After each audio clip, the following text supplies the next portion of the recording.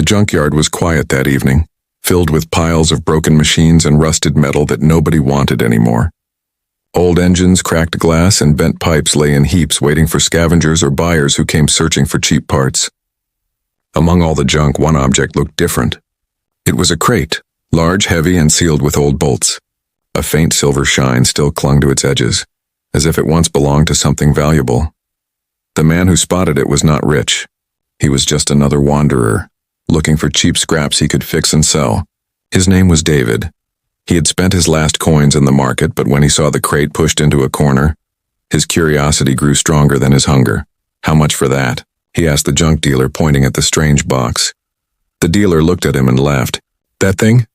It's nothing. Came in a broken ship, heavy but useless. If you want it, take it for $2. $2. David frowned. The price was too low for something this large. Normally, even a rusty container cost more, just for the metal alone, but something about the crate pulled him in. He hesitated for a moment, then handed over the coins. The dealer smirked, happy to clear space in his yard. David dragged the crate out of the junkyard with effort. It was heavier than it looked. As he pulled it across the dirt, he thought he heard something. A faint scratching sound. He froze, but the noise stopped. Maybe it was just loose metal inside. By the time he reached his small cabin on the edge of town, the sky was dark. The crate stood in the middle of his floor like a silent stranger. He wiped sweat from his forehead and stared at it. That's when he heard it again. Scratching. Slow. Steady. Like something alive moving inside. David's heart pounded. He leaned closer, pressing his ear against the cold metal surface. He was sure now. There was movement inside. A whisper too, soft and broken like a voice carried through water. "No, please," he stumbled back, his chair scraping the floor. Was he imagining it? Junkyard crates didn't whisper. Junkyard crates didn't move. For the next few minutes, he just stood there staring at it. Should he open it? Should he call someone? Curiosity burned inside him, but fear wrapped around his chest. He lit a lantern, the warm glow casting shadows over the crate. The light revealed strange markings carved into the metal. They were not letters he recognized. They looked alien, sharp and twisted, glowing faintly as if reacting to the lantern's flame. A cold breeze swept through his cabin, though the windows were closed. David shivered. Something was wrong with this crate. The scratching grew louder. Then a thud. Something inside pushed against the wall of the box. Dust fell from the edges. His breath caught in his throat. "Is anyone there?" he whispered, his voice trembling. To his shock, the whisper came again, clearer this time. "Help us." He stumbled backward until his back hit the wall. His eyes darted to the door. He could run. He could leave the crate here and forget he ever bought it. But another sound stopped him. This time, not a whisper, but a soft cry like children weeping. David's hands shook as he reached for the bolts. He told himself it could be animals trapped and dying. It could be smugglers hiding stolen goods. But deep down he knew this was not normal. As he touched the metal, a faint blue glow pulsed from inside, lighting up the cracks around the lid. His heart pounded louder than the scratching now. He pulled his hand away. What if opening this crate was the biggest mistake of his life? He sat down, staring at it for hours while the whispers and scratching continued. The night grew colder. The lantern flickered. Each sound from the crate seemed to call his name, begging him not to walk away. By midnight, David's decision was made. He could not leave it closed any longer. He took a deep breath, grabbed his tools, and stepped forward. The bolts groaned as he turned them. Each one felt heavier than iron, as if the crate itself resisted him. With every twist, the voices grew louder, more desperate, until they blended into a chorus of pleading whispers. At last, the final bolt fell to the ground. David hesitated, his hand hovering over the lid. His mind screamed at him to stop, but his heart refused. He lifted it slowly and the blue glow spilled out, filling the cabin with strange light. Inside the darkness, 8 glowing eyes stared back at him, and then the whispers turned into voices. The lid lifted, and the glow spilled into the small cabin. David squinted, his hand shielding his eyes as he tried to see what was inside. At first he thought his eyes were playing tricks on him. The crate did not hold scrap or animals or hidden weapons. Instead, it held faces. 8 pairs of eyes shone in the dim light, large, bright, and unearthly. They blinked at him, wide with fear and exhaustion. For a long moment, David could not breathe. He had expected anything but this. There, huddled together in the crate, were 8 girls. Their skin shimmered with faint patterns, glowing softly like starlight on water. Their hair, tangled and unkempt, carried streaks of silver and blue. They were thin, trembling, and wrapped in torn cloth that barely covered them. One of them gasped when she saw David. She pulled the others close, whispering in a language he could not understand. Another reached out, her small hand pressing against the inner wall of the crate, as if to push herself back deeper into the shadows. David stepped away, his heart pounding. His first thought was madness. He must be dreaming. Human girls did not look like this. Their eyes were too bright, their skin too luminous, their voices too strange. These were not humans. Finally, one of them spoke in broken English, her voice weak and trembling. "Please, do not send us back." The words froze him in place. He opened his mouth, but no answer came. The girl tried again, clutching the side of the crate. "We beg you." No return. David's thoughts raced. Who were they? Where did they come from? And what did back mean? He looked closer. Their wrists bore faint marks like they had once been chained. Bruises covered their arms and legs. They were not just hiding. They were running from something. One of the younger girls began to cry softly, her glowing tears slipping down her cheeks. Another, older, placed her arm around her, whispering words of comfort. The scene tore at David's chest. Whoever they were terrified, and he was the only one standing between them and whatever hunted them. The cabin suddenly felt too small, too fragile. Outside, the night was silent, but he imagined shadows moving between the trees, searching. He took a step closer. The girls flinched. He raised both hands slowly. "I won't hurt you," he said softly. His voice was calm, though his heart still raced. "You're safe here. I don't know who you are, but I won't send you away." The one who had spoken tilted her head, her glowing eyes narrowing, as if trying to judge whether his words were true. After a tense silence, she gave the smallest nod. David fetched water from a jug and placed it on the floor. None of them moved. Finally, one girl reached out carefully, lifted the cup, and drank in desperate gulps.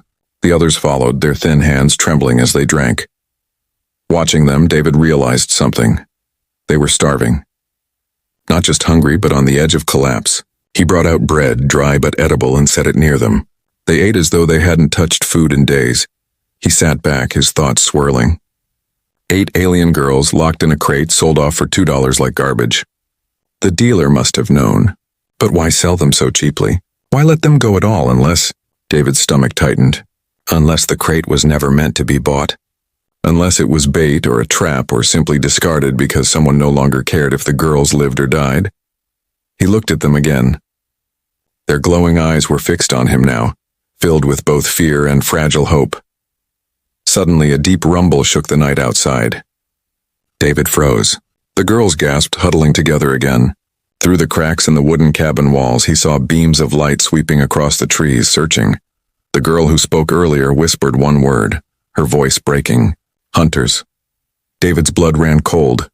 He realized then that his life had changed forever. He had not just bought a crate. He had bought their freedom. And now he had to protect it.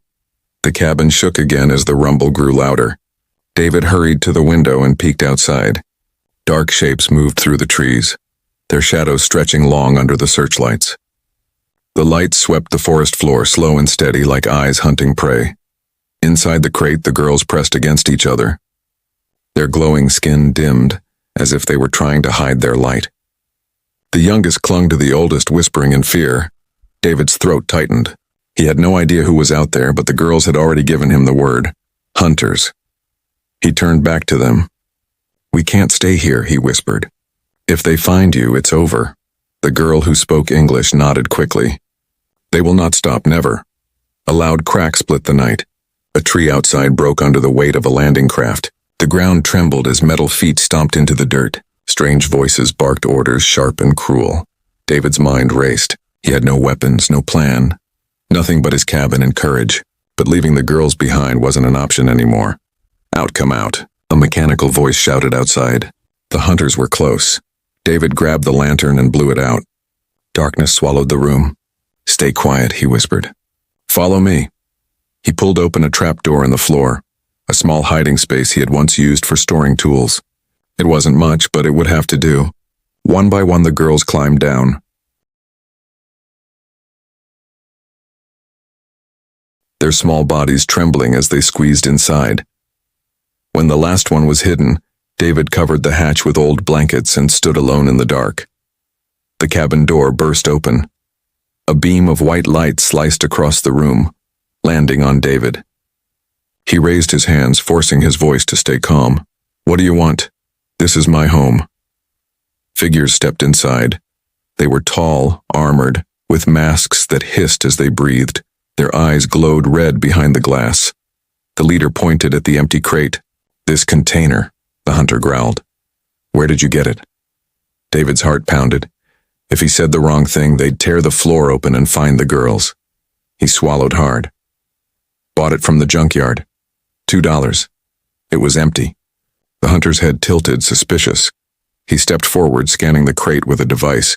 The screen flashed symbols David couldn't understand. The hunter hissed in anger. "Empty now," he muttered to his men. Signal was sent. They were here.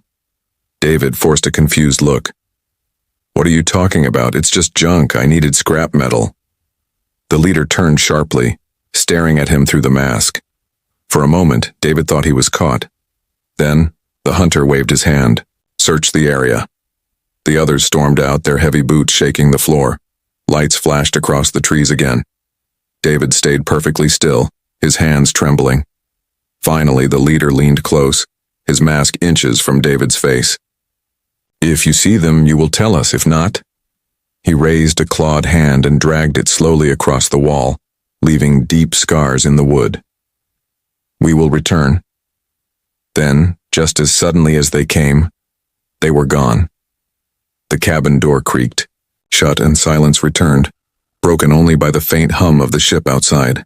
David waited, counting each breath until the sound of engines faded into the distance. Only then did he pull the blankets away and open the trap door. The girls climbed out one by one, their eyes wide with terror.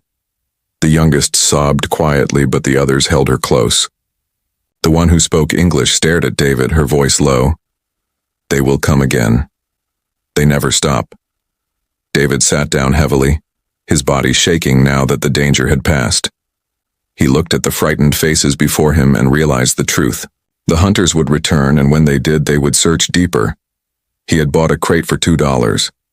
But what he truly bought was a war he never asked for, and now the chase had only begun. The night dragged on in silence after the hunters left. David sat against the wall, staring at the deep scratches the armored leader had left behind. Each mark was a reminder. They would come back. He had only bought himself a little time. The 8 girls gathered in the corner of the cabin. They whispered, in their strange language, their glowing eyes flicking nervously toward him again and again. Though he had hidden them, though he had faced the hunters alone, they still did not fully trust him. David understood. Why should they? To them, he was just another human, someone who might hand them over if things grew too dangerous. He stood slowly, his legs heavy from fear and exhaustion. "You can stay here for now," he said softly. "I don't know who you are or why they're after you, but I won't betray you." The girls exchanged glances. The one who spoke English stepped forward cautiously. Her silver hair hung in tangles around her face, her eyes glowing faint blue. She looked at him like someone testing a fragile rope. "Why?" she asked simply. David thought about it. Why indeed? He could walk away, pretend he never opened the crate. But looking at their bruises, their thin bodies, and the youngest girl trembling in her sister's arms, he knew the answer. "Because you don't deserve to be hunted," he said finally. "Because someone has to help you." The girl studied him for a long moment, then gave the smallest nod. Still, fear lingered in her eyes. That night, sleep came late. David lay on his bed, but his ears stayed sharp. Every sound outside made his heart leap. Somewhere in the dark, the hunters might still be waiting. When dawn came, he rose and set out bread and water. The girls approached carefully, as if it might be a trick. He gestured toward the food. "Eat. You need strength." Slowly they did. Their glowing eyes softened as they tasted the bread, though their hands still trembled. One of them, the smallest, broke a piece in half and offered it back to him. David smiled faintly and shook his head. "Keep it. You need it more." For the first time, a weak smile touched the girl's face. But trust came slowly, and fear came faster. That evening, as David repaired a broken lantern outside, he felt something sharp touch his back. He froze. "Do not lie to us," a voice hissed. He turned slowly. One of the older girls stood there, her hand gripping a blade carved from some alien material. The weapon shimmered faintly, dangerous even in its crude shape. Her glowing eyes narrowed. "If you sell us, if you call them, we will know," she said. Her voice was broken but steady. David raised his hands, his chest tight. "I'm not your enemy," he said. "If I wanted to give you away, I would have done it last night. I'm risking my life just by keeping you here." The girl's hand trembled, the blade hovering close to his chest. Behind her, the others watched silently, waiting. He met her gaze without flinching. "I don't know what you've been through, but I won't hurt you. Not now, not ever." For a long moment, the air was heavy with silence. Then finally, she lowered the blade.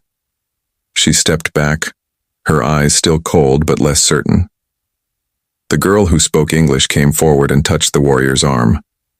They exchanged a few words in their own tongue, and the blade was hidden again. David exhaled, his body trembling with the weight of what had just happened. Trust was not given. It had to be earned. And with these girls, trust would be harder than facing the hunters. That night, as they sat near the dim lantern, the English-speaking girl finally told him their story. They had been taken from their homeworld, captured as specimens to be sold to the highest bidder. The crate had been their prison, carrying them from one planet to another. The hunters were slavers, not soldiers, and they would not stop until every one of the girls was reclaimed. David listened quietly, anger burning in his chest. These were not fugitives or criminals. They were children, young, fragile, and terrified, and now they had no one but him. He looked at the glowing faces huddled together and made a silent promise. If the hunters returned, they would not take the girls, not while he still drew breath.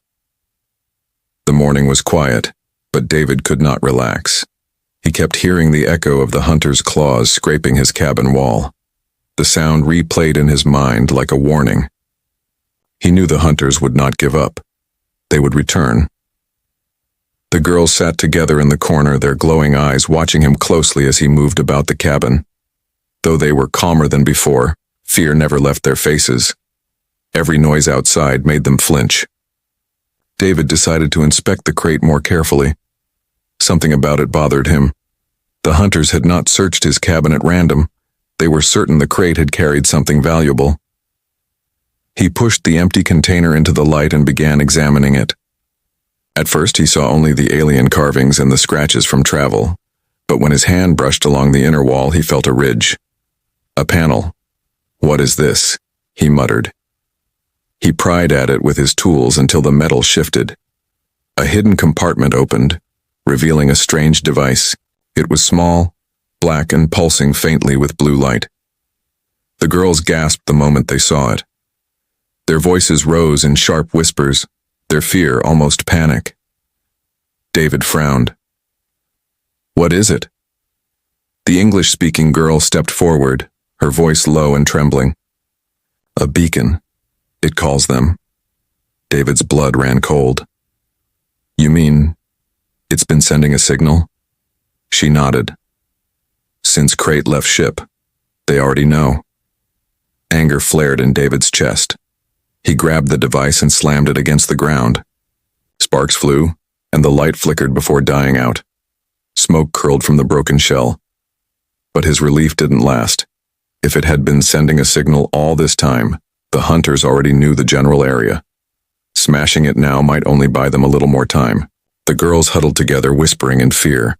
One of them, the smallest, tugged at her sister's arm and pointed toward the sky. She didn't need words. David understood. They were already being tracked. He sank into a chair, rubbing his face. So what do we do? Hide forever? The English-speaking girl met his eyes.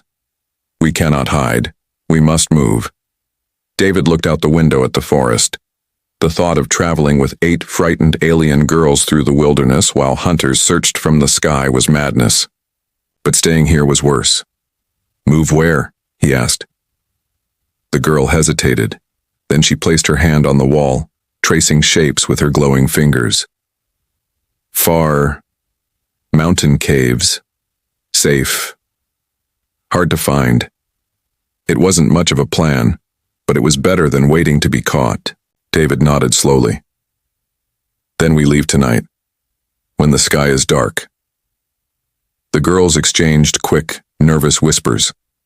Some looked doubtful. One shook her head fiercely, her fear plain. Another glared at David, still not fully trusting him. He raised his hands. I'm not asking you to trust me. I'm saying if we stay here, they will come back, and next time they won't stop at words. Silence filled the room. Finally, the English-speaking girl nodded. We follow. That night, as the sun sank and the forest grew dark, David packed what little he had, some food, blankets, and tools. He gave his coat to the smallest girl, who shivered in the cool air. Her glowing eyes looked up at him with something close to gratitude. Before leaving, David glanced once more at the broken beacon on the floor. Its cracked shell still smoked faintly, a reminder of the danger that followed them. He knew the hunters would not stop. But as he looked at the 8 girls gathered around him, he also knew one thing. He would not stop either. The chase was no longer just about survival. It was about protecting them, no matter the cost. The forest was dark that night, silent except for the crunch of leaves under David's boots. The girls walked close behind him, their glowing eyes dimmed as much as possible. Every so often one stumbled, weak from hunger and exhaustion. David helped them along, whispering for silence. The mountain path was steep, but the caves ahead promised safety, or so he hoped. He carried a heavy branch as a staff, the only weapon he had. Against armored hunters it was nothing, but it gave him courage. Halfway up the trail, a low hum filled the air. The girls froze. David looked up and felt his stomach sink. A ship's light swept the forest below, moving like a predator searching for prey. They are here, whispered the English-speaking girl. David's heart pounded. Run, he said. They hurried up the path, but the hum grew louder. Branches snapped as figures moved through the trees below. Red beams cut through the night, scanning. Then a shout, there, above. The hunters had found them. Blaster fire cracked the air, searing the trees. The girls screamed, pressing closer to the rocks. David pushed them forward, his voice firm. Go, don't stop! The group reached a narrow ridge, but ahead stood 3 hunters, their armored shapes glowing red in the dark. The path was blocked. David's throat tightened. Behind them, more hunters closed in. They were trapped. The leader stepped forward, his mask shining under the ship's lights. His voice boomed through the mask. Human, step aside. The cargo is ours. David clenched the branch tighter. His voice shook, but he forced strength into it. They're not cargo. They're not yours. The hunters laughed, a cold metallic sound. One raised his weapon. Move or die. The girls huddled behind David, trembling. The youngest clutched his coat, whispering, please. David swallowed hard.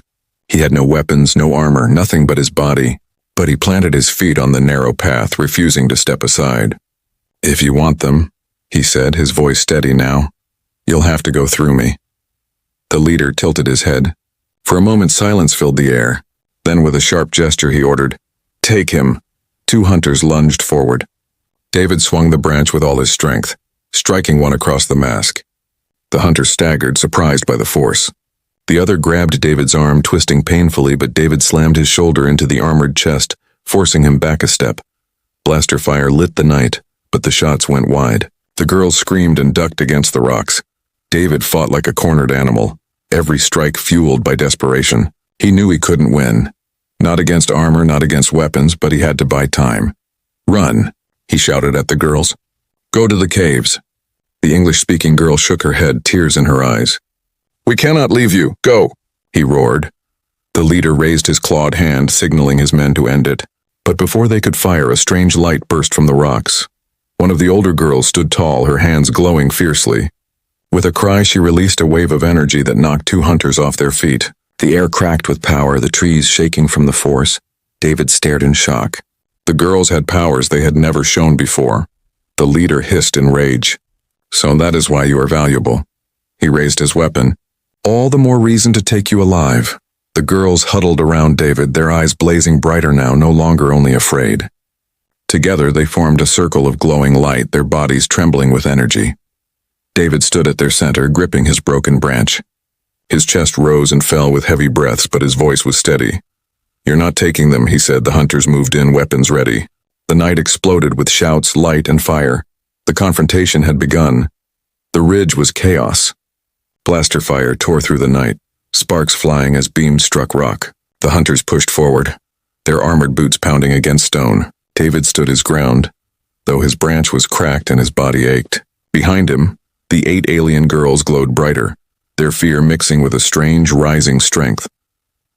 The leader of the hunters stepped into the light, his mask hissing as it filtered the smoke. He raised a clawed hand and the battle paused for a breath. "Human," the leader said, his voice sharp and cold. "You fight with nothing. You cannot win. Hand them over and you may live. More than that?" He gestured, and a sack of shimmering coins clattered onto the ground. "You may be rich." The metallic glint shone under the ship's lights. Enough money to change David's life forever. Enough to escape his struggles, his loneliness, his hunger. The girls looked at him, their glowing eyes wide with terror. The youngest clung to his coat, whispering, "Please, don't leave us." David's chest tightened. The weight of the choice pressed on him like stone. Riches and safety on one side, 8 fragile lives on the other. He thought of the night he bought the crate for $2. He thought of the whispers, the bruises, the fear in their eyes.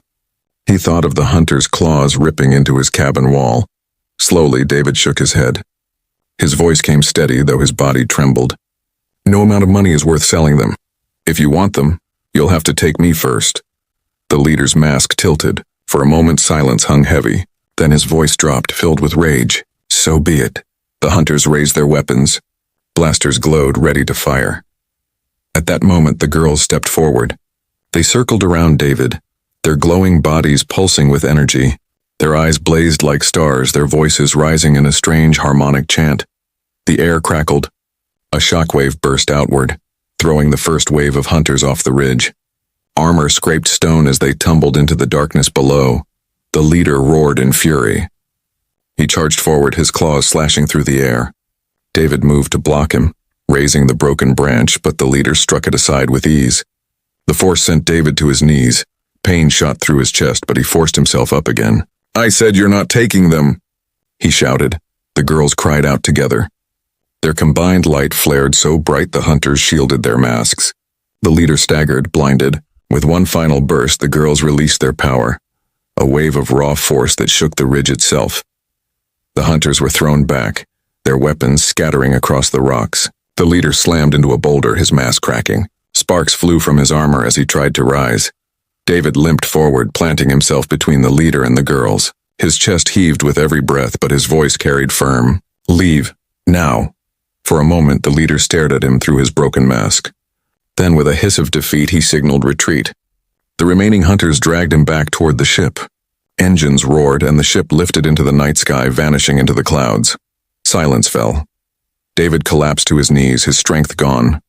The girls gathered around him, their glowing hands touching his shoulders, their voices soft and trembling.